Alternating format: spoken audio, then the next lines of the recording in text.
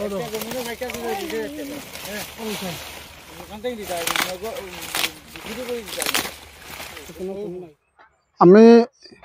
3 বিঘা জায়গা চাষ করছি, ফুল চাষ, ফুলকপি ক্ষেত দিয়া 3 বিঘা জায়গা আমার ক্ষেত করাইয়া পুরা ক্ষেত আমার বরবাদ। তা গাছ হয়েছে, কোনো জাতের ফল দিছে না, ইলা 2 নম্বরে বেশি আমার দেখ না। উন্নত মানৰ বীজ বুলি ক্ৰয় কৰি আনিছিল ফুলকবিৰ বীজ। শীতৰ বতৰৰ শাক পাচলি খেতি কৰি পৰিয়াল পোহপাল দিব বুলি কৰিছিল কষ্ট। পিছে ফুলকবিৰ খেতি কৰাৰ পিছত এইবাৰ যেতিয়া সময় আহিল ফলন চপোৱাৰ, তেতিয়া খেতি পথাৰ গৈ মূৰে কপালে হাত পৰিছে কৃষকৰ। কাৰণ ফুলকবিৰ খেতিত কেৱল দেখিবলৈ পোৱা গৈছে পাত, নাই কোনো ধৰণৰ ফলন। 3 বিঘা মাটিত খেতি কৰি কোনো ফুলকবি উৎপাদন নোহোৱাৰ ফলত লাখ লাখ টকাৰ লোকচানৰ সন্মুখীন হৈছে কাছাৰৰ একাংশ কৃষকে।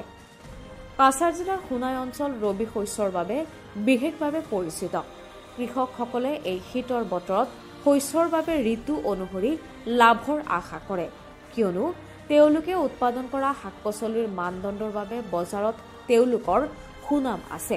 কিন্তু সোণাইৰ বাঘপুৰ প্ৰথম খণ্ডৰ একাংশ কৃষকে এই বতৰত লাখ লাখ টকাৰ লোকচান সন্মুখীন হোৱাৰ ফলত উপায় নাপাই আত্মহত্যাৰ ভাবুকি দিছে।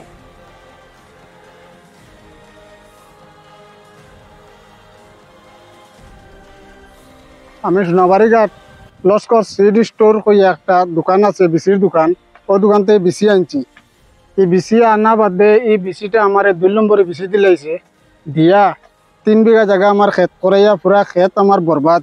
তা গাছ হয়েছে, কোনো জাতের ফল দিছে না, ইলা 2 নম্বরে বেশি আমার দেখ না। আর দিয়া আমার এই ভুক্তভোগী বানায় এখানে আমি আর আমার একজন ভাইয়ে দুজনে শেয়ারে ক্ষেত করছি। আজকে প্রায় 3 লাখ টাকা আমার লোকসান।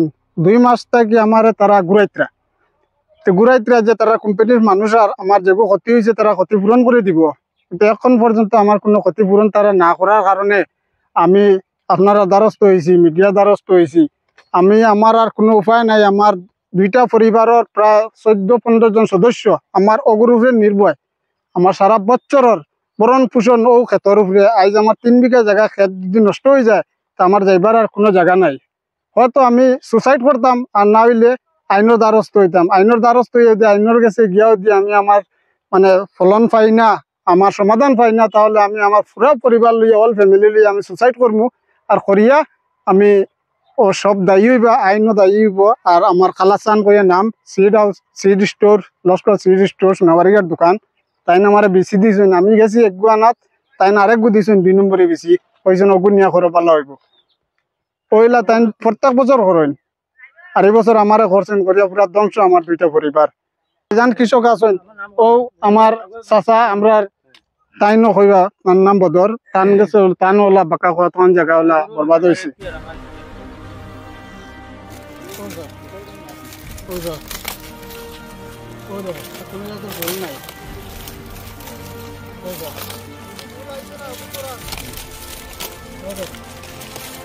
গাছ এমনি ডাল ভালো গাছ আছে।